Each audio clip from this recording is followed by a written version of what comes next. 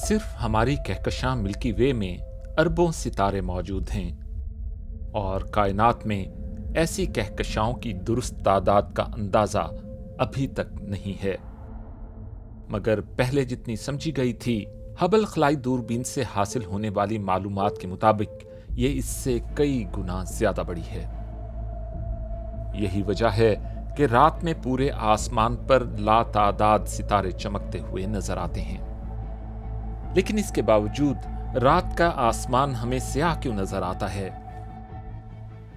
इसकी एक वजह तो यह है कि रोशनी की ताकत फासला बढ़ने के साथ साथ तेजी से कम होती है और सितारे तो हमसे बहुत ही ज्यादा दूर हैं। इसी वजह से ये रात के वक्त आसमान पर महज नुक्तों की तरह नजर आते हैं। और दूसरी वजह यह है कि बिग बैंग के बाद वजूद में आने के बाद से कायनात मुसलसल फैल रही है। जमीन से हमें कायनात का बहुत ही महदूद हिस्सा दिखाई देता है। बहुत से सितारे ऐसे भी हैं जिनकी रोशनी अभी जमीन तक पहुंचनी है।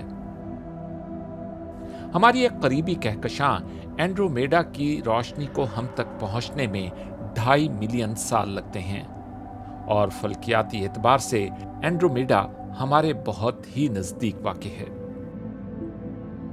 तीसरा, कहकशाएं सिर्फ सितारों से ही नहीं बनी, इनमें गैस और गर्द के बादल भी शामिल हैं।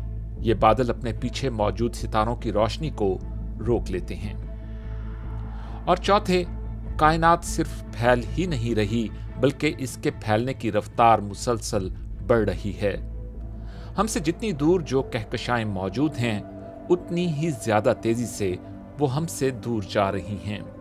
खला के फैलने के साथ ही सितारों से फैलने वाली रोशनी की लहरें भी फैल रही हैं और इस तरह उनकी रोशनी इंफ्रारेड या इंसानी आंख से नजर न आने वाली वेवलेंथ में तब्दील हो जाती है।